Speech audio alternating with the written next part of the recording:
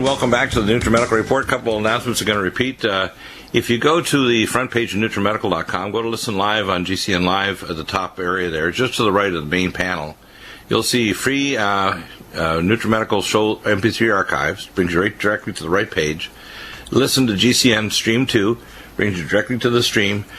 You'll also notice that I added a few other new icons there for you for your pleasure and information. We have a new YouTube channel icon and also a live stream icon, so it brings you directly to the live stream channel.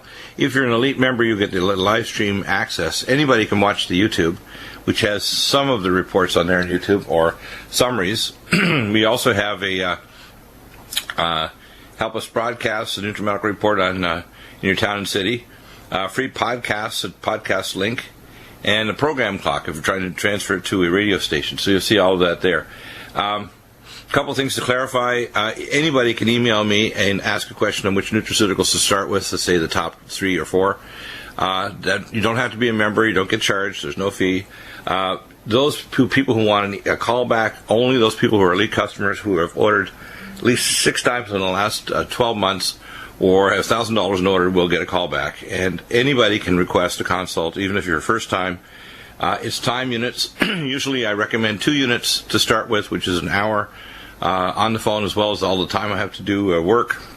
If it looks like it's going to take more than that, I'm going to give you a recommendation to buy additional units, because it takes a lot of time if we have a really complex review of medical records, labs, x-rays, MRI scans, CTs, and making recommendations. So do realize it's not just 1 unit.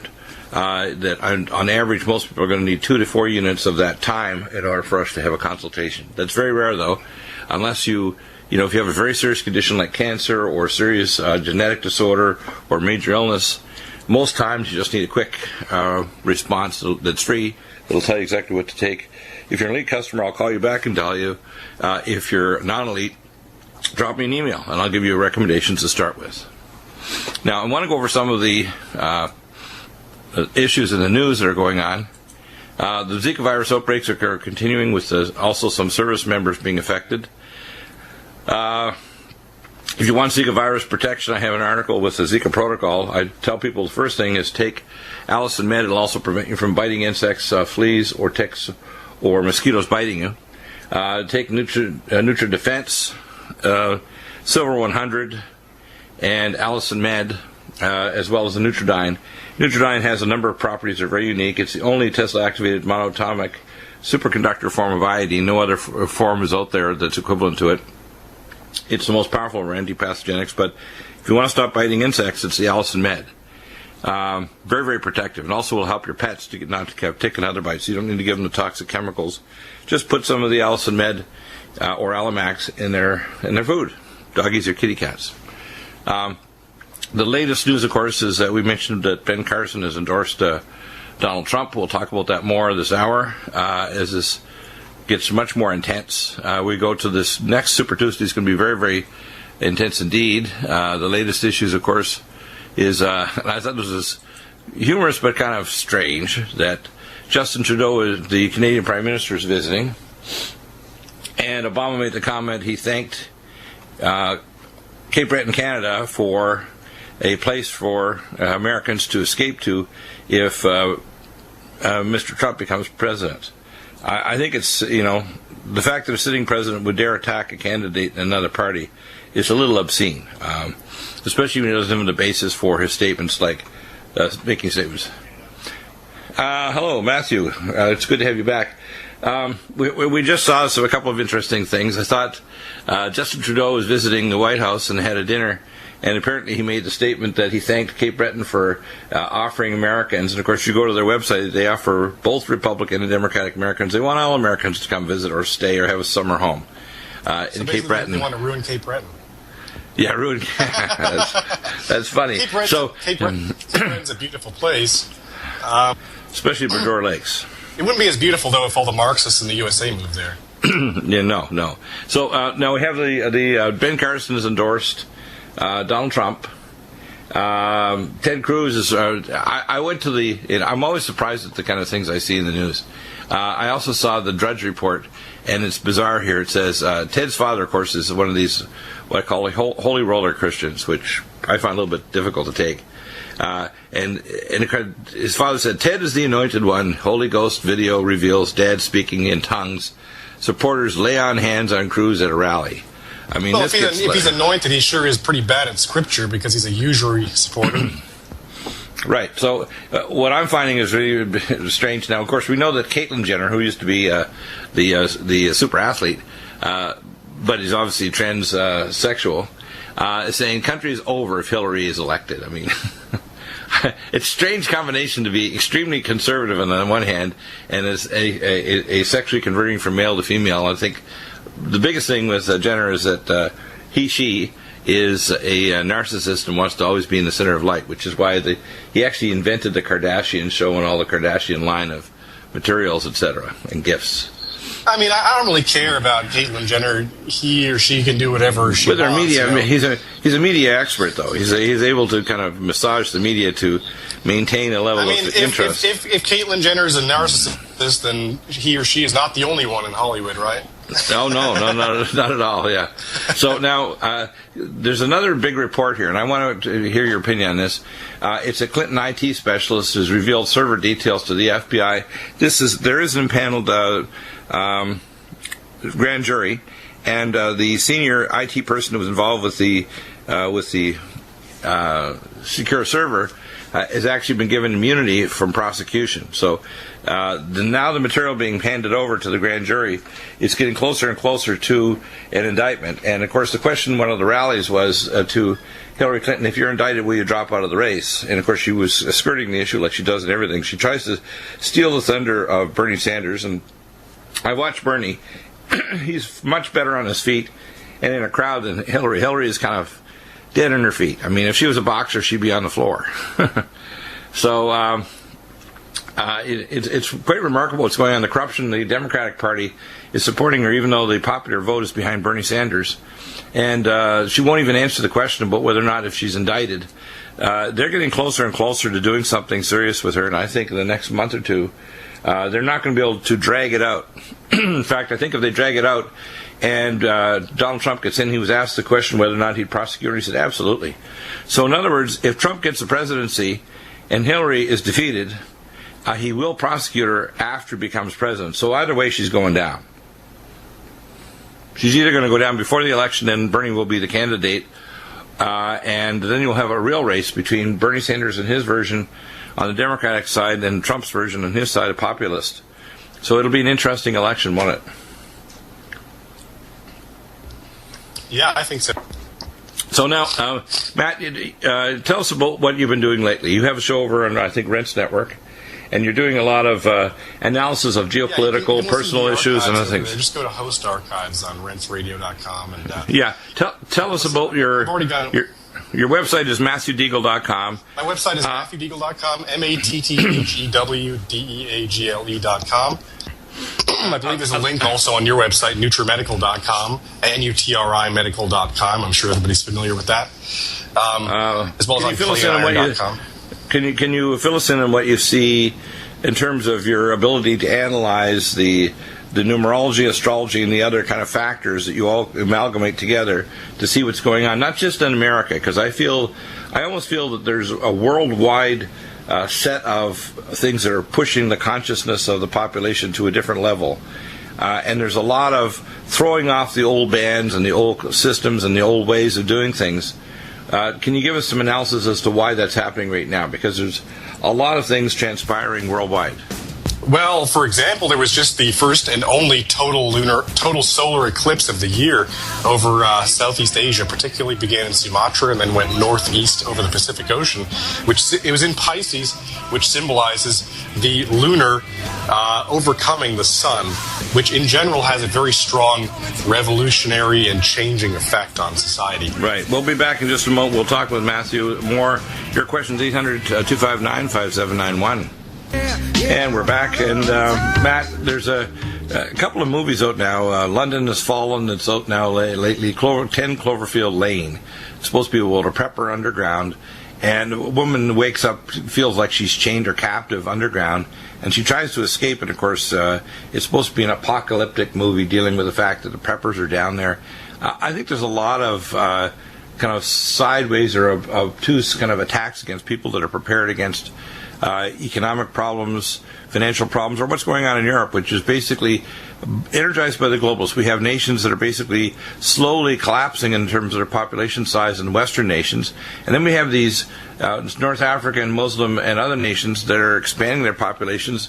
And the term is used called hiraj, where you invade a country to take it over. And that's what's going on in Europe. And the globalists are working directly with the Muslims or with other IT countries. For example, there's more engineers graduated from Beijing alone than all the engineers and all the PhDs in America. And of course, the natural move is that if they can't find work in their country because their ecology and their environment and their cities are becoming horrendous, they're going to quote, have to invade other countries. So even with our high-tech, highly educated people. So we have the... and obviously our immigration policy since 1965 has been to... I mean, that's something else stupid you see in these Republican debates. They're all talking about merit-based immigration as something good. But it's not. Right. It's bad.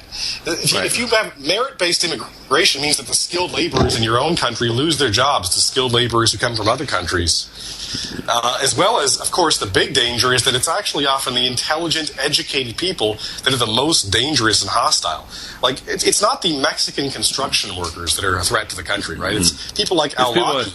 Al-Awlaki, exactly. In other words, people that maybe first generation born here.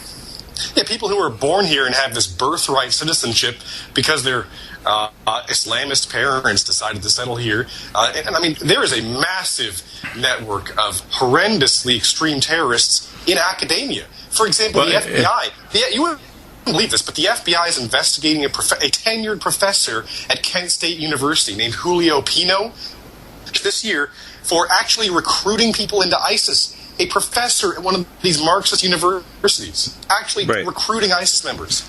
I mean, this is totally out of control. It is not the poor and the unskilled that are a threat. I mean, what are they going to do? Some Mexican guy comes over here and picks some vegetables, for God's sake. Exactly, which is why we upset a lot of people that listen to the program. I said, what we need is not necessarily a wall. And if you do have a wall, why don't they just put up what's called a motion sensor pole? A physical wall won't stop when, in fact, well, I mean, obviously, the only real threat elements within the drugs, elements within the FBI, CIA, and the Department of Justice are actually, with the Fast and Furious, are bringing in $2 trillion of drugs from the. I mean, it disturbs me that even Trump doesn't seem to understand the real threat of immigration. I mean, maybe he's just pandering to his audience. But no, I think he understands the threat. But the thing is, I don't think he's framed it. In other words, we have a lot of IT people that are going to get wiped out by bringing in IT people from the third world, and a lot of these are going to be Muslims from other cultures that aren't going to integrate into our society, and it's going to basically cause a destruction.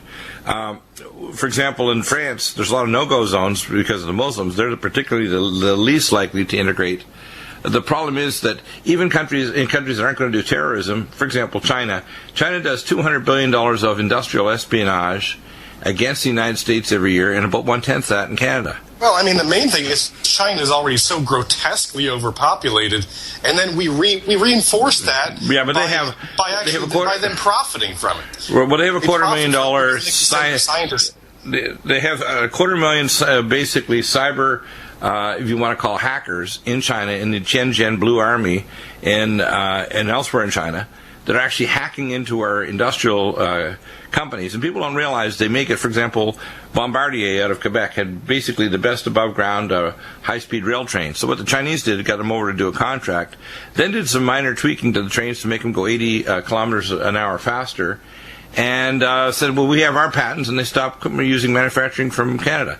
So what they do is they take over technology, they upgrade it or change it slightly, and then they kick out the parent company that came in from America, Canada, Europe, or elsewhere. So what we have is a form of very aggressive, even though this is not, quote, terrorism, I call it a form of industrial and technological terrorism, where they basically are acquiring technology, a lot of it by cyber threats or even by open door policies. For example, when Lockheed Martin and their Sputnik was set up with the LEO orbit satellite system called Iridium for the military, and for high-speed satellite transmission of information like the internet, etc., they gave targeting technology to China and Russia so they could then use long-range targeting to accurately hit American cities with long-range nuclear weapons.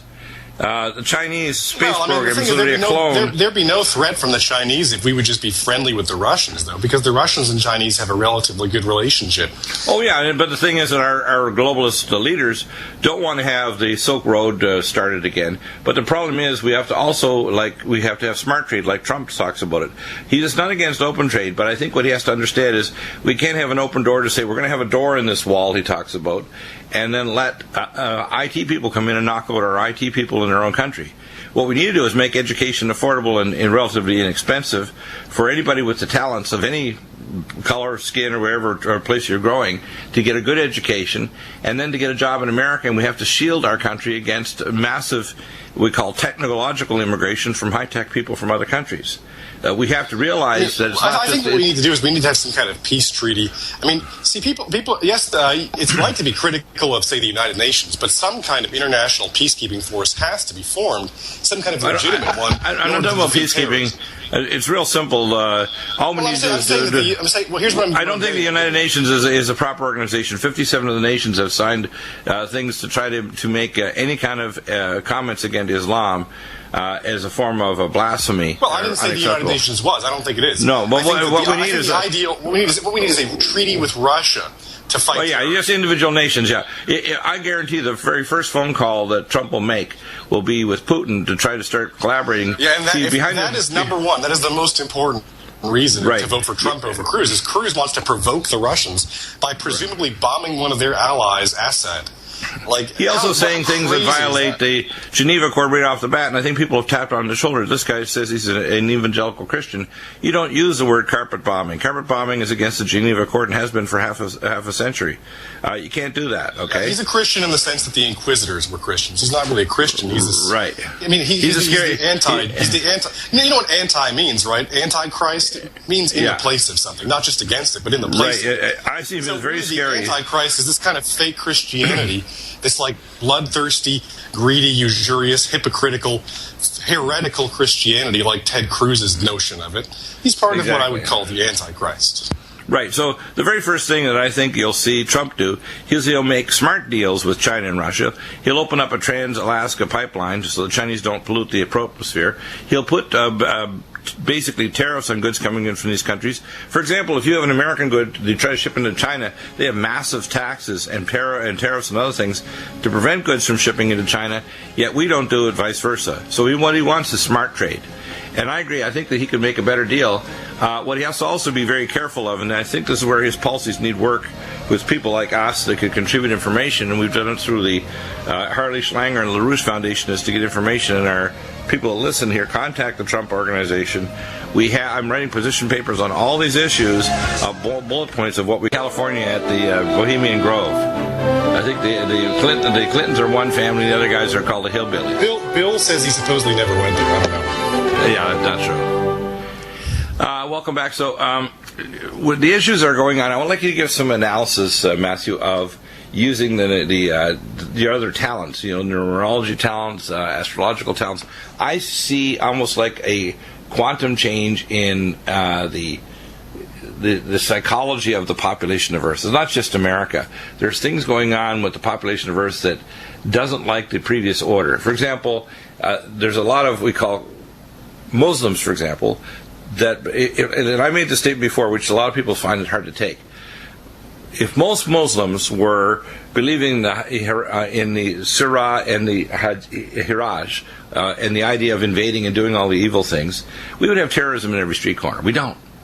Now, we do have 72%. Well, like I said, the problem with Muslims is mostly that the majority of Muslim men are docile and submissive. Exactly. In other words, they're not protesting or actively taking it part to stop the very tiny extreme element within their mosque. They're brainwashed from an early age to be highly submissive and to believe in a hierarchy.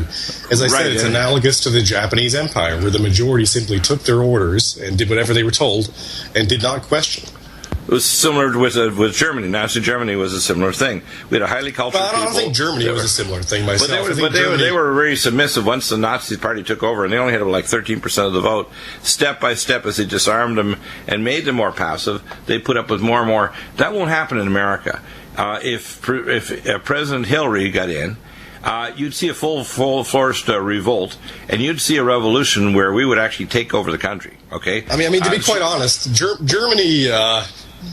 Germany was definitely bad, and they had some crazy beliefs, but the most they came from occultism, from the Thule Society, right? It wasn't exactly. Yeah, you're talking about the Thule Society was very evil, and that's what drove the occult master Adolf Hitler, because the man was crazy. Okay. Well, I mean, he started out relatively more sane. I think he actually went crazy over time, supposedly because he had syphilis. I don't know. I think maybe he was being mind controlled personally, though, because you look at, first of all, the guy who introduced Hitler to the Thule Society was a Jew, literally, the descendant of rabbis Hermann Steinschneider, known as Jan van Hunusen, I believe is what he went by, although his name was actually Hermann Steinschneider, was an Orthodox Jew. And yet he was Hitler's contact to the Thule Society, a racist, Aryanist organization. Kind of curious, isn't it? And not to mention, I mean, the actual statistics. Part of it is that the Nazis, they went nuts with all this racism and all this occultism. But part of it is that the Allied reports about the Holocaust and everything are highly exaggerated. There's no doubt about it. Barry Charmish, of course, is Jewish. He's from Canada, Winnipeg, and he fought in the IDF in 1982 in Israel. He was an Israeli citizen. Most of his family is still there, but they attempted to kill him 3 times because he proved that there were elements within the Israeli government that killed Yitzhak Rabin. They were. Well, I mean, like we're supposed to believe 6 million Jews died during the Holocaust, right? But no, I'm sure that almost any Jew has parents or something or grandparents that were Holocaust survivors.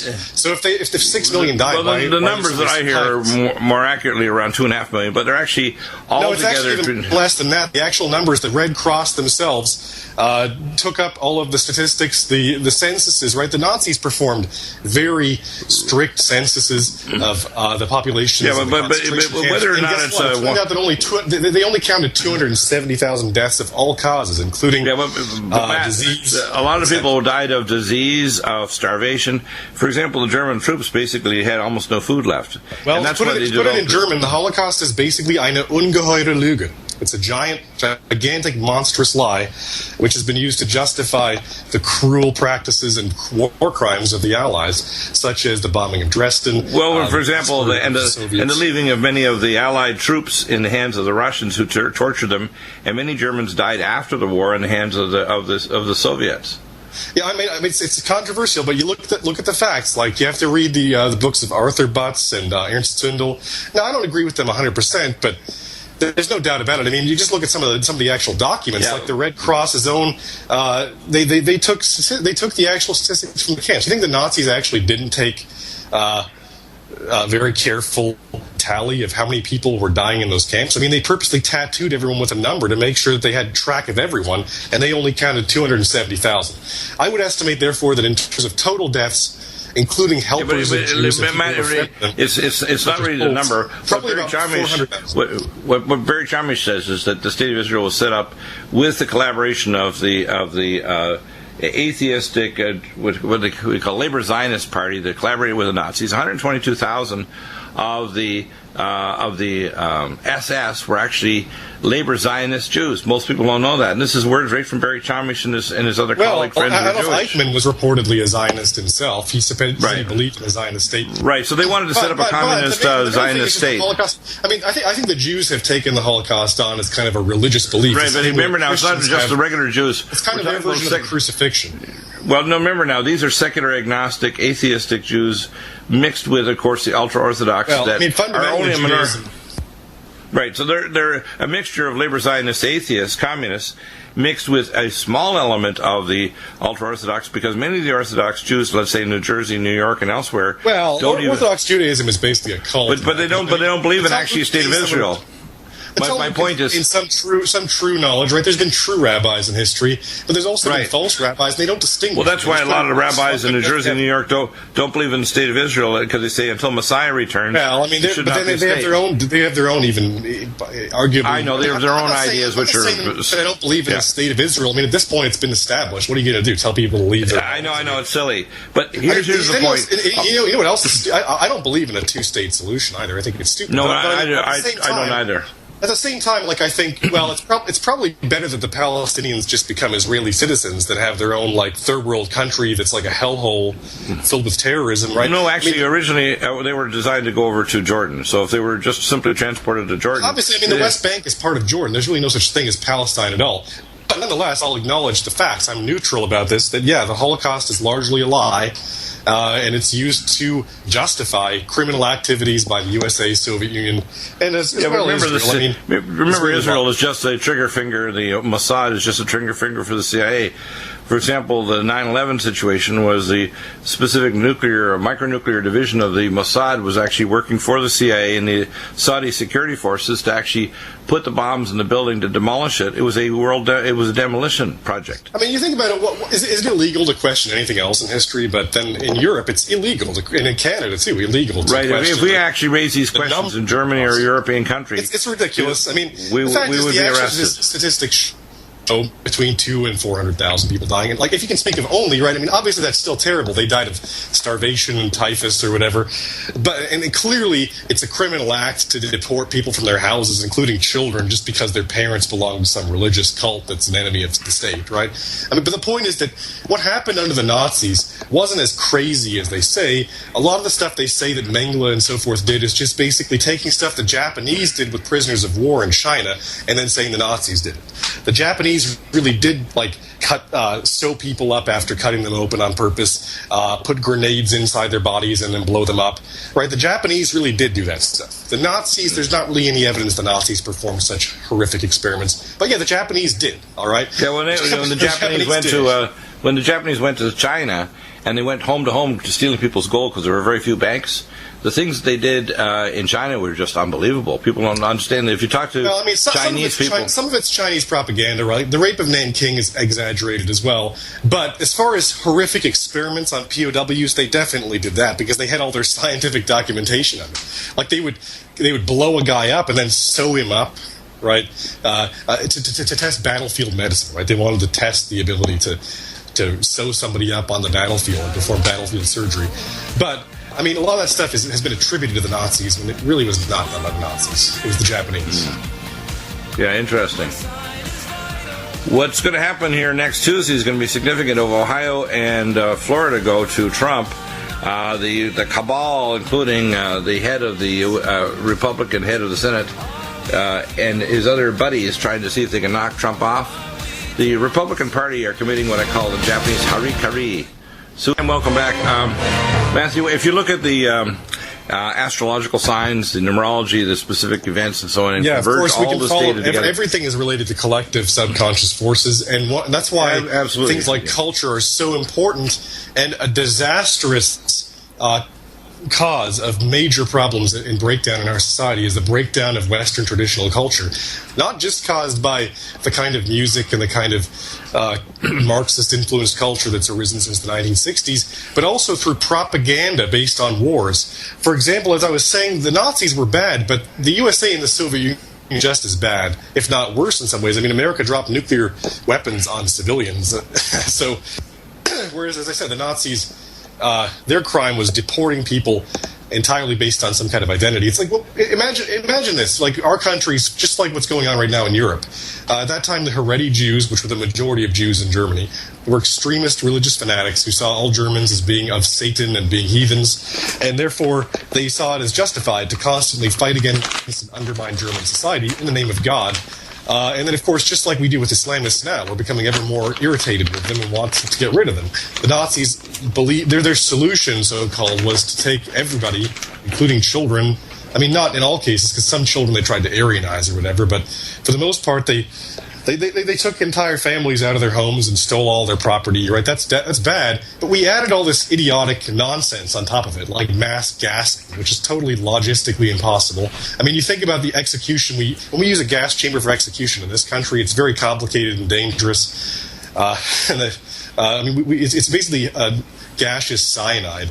The Zyklon B. It's almost identical to what we use in gas chambers now. It's just not possible to have done that. But here's the thing. I want to talk about the effects of that. The effect is that in World War I, Now, understand that Americans, besides British culture, the main ancestry and heritage of Americans is German. In fact, in places like Pennsylvania, German was spoken as a second language to the extent that there were German newspapers in many cities, like in Pittsburgh. But what happened is in World War I, first, we banned German newspapers, we banned German schools. That was bad enough. But then World War II comes along, we make out the Germans to be these Huns, these barbarians, these demonic subhuman creatures that are all sadists and so forth. It's all horrendous lies. But the worst effect of it is that now Germans in America have been detached from their own culture. A lot of them have changed their own surnames from, for instance, Schneider to Taylor, and they don't even know who they are anymore. So what's going to replace that? Once your culture is gone, something else has to come in to replace it, which as a rule is going to be something like a new ideology or a bad and degenerative culture like Marxism. We're seeing the same thing in Europe as well with the influence of what we call Americanization. I mean, what we call Americanization now is really just the culture of the 60s onward. It's not the real American culture, which, as I said, the real American culture is mostly of British and German origin, and secondarily a little bit of it's of French origin. And, of course, there's the Hispanics, which are kind of a mixture of Indian culture and Spanish culture from about 400 years ago. But, I mean, the thing is, you have these traditional cultures. If you don't have some kind of, like, obviously there, like you talked about, revolutionary energy, it's good to get rid of the bad in your culture, but if you throw the baby out with the bathwater, you're left with no foundation, no basis for community, no basis for any kind of morality or cooperation. Why should you even care about somebody else if everybody's just out for themselves, just trying to get rich? Nobody is anybody else's brother anymore. And here's an area where, for example, Japan is way in a better situation than the USA. Japan currently still maintains its culture. But as I said, there are problems with Japanese culture and Islamic culture that they do not have enough room for the individual. They're too hierarchical and too submissive, which then leads to the ability for tyrants to come into power. This is now happening in Western culture as well, though, but not so much in the same form. More in the form of just delusional fanaticism, like extremist Marxism and so-called feminism and whatever. People who are supposedly egalitarians or anti-fascists or whatever, but really they're just living in a completely false view of the world. I mean, first of all, as I said, I mean, the Nazis were not the biggest evil ever, like we're told they were. We're just, and as I said, the result of that is that we think of Germans as having some kind of essential taint. Meanwhile, I mean, Israel is fascist. Look at the Likud party, which is in power in Israel, is a fascist party. And I mean, you talk about the religions. The heretical religions are one of the biggest negative influences on culture as well.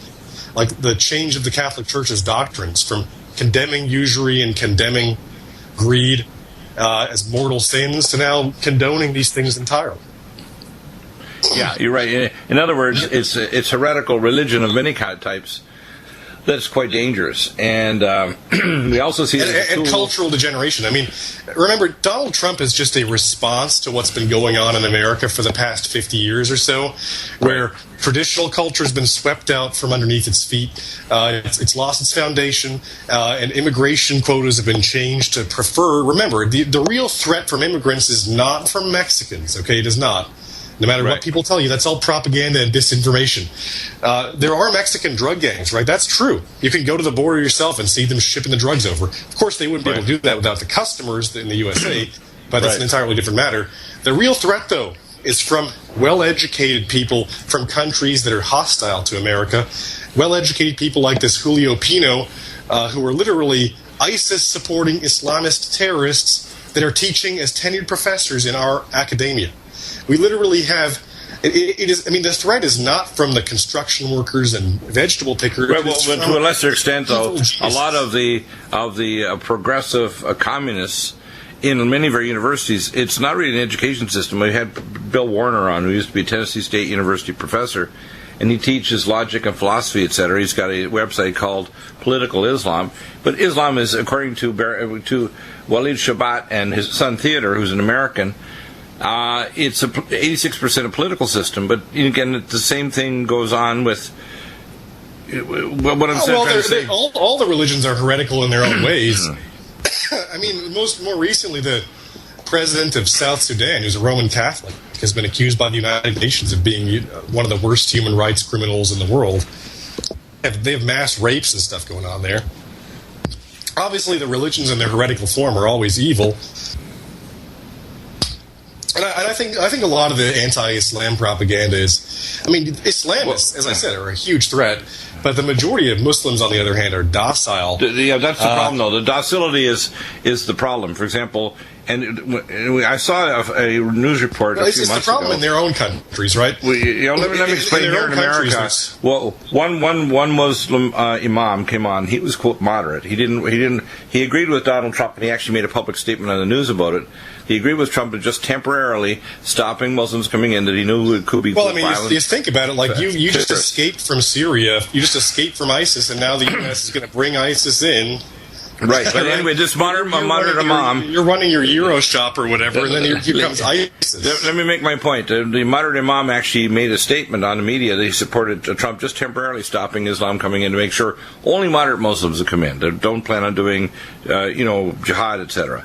And he got fired, and 170 Muslim imams just in Houston alone were fired from their mosques because they were, quote, moderate, and made a public statement to the senior people in their mosque. So the fact is, the moderates that speak up get treated badly, or they get a fatwa put against them, which is a death threat, or they basically they don't want to speak out. So when they have marches and so on of moderate Muslims who want to actually stop this, that's why. I mean, but then you look at the this idiotic proposal of merit-based citizenship. No. I don't agree. I agree with you, merit-based immigration is the whole problem, because in 1965, the Immigration and Nationality Act changed the quota to prefer people for skilled labor instead of preferring culture. So we used to prefer people from Northern Europe, i.e. from Britain and Germany, Scandinavia, the people that, remember, that originally colonized the USA, Britain, German, and so forth, right?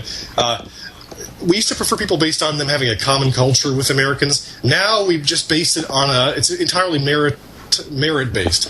I agree with you, man. I think that's part of the problem. Something that's already been done since 1965 with disastrous consequences. Like Al-Awlaki, again, I talk about him all the time because he's an incredible example of somebody who not only was able to get a good education here in the USA and involve himself in academia and all sorts of other networks, and was actually a key member of Al-Qaeda, he was able to continue preaching after 9/11, to continue preaching at his extremist Al-Qaeda mob in Washington, D.C. He was able to mentor Nidal Malik Hassan, the doctor that actually went crazy in Fort Hood, right?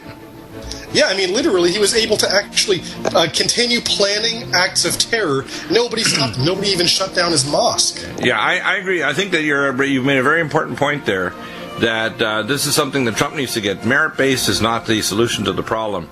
Not even remotely. I mean, the solution is entirely culture-based. You have to have a preference for Europeans and for Hispanics, and not. And then when it comes to people from the Middle East, they need to be screwed.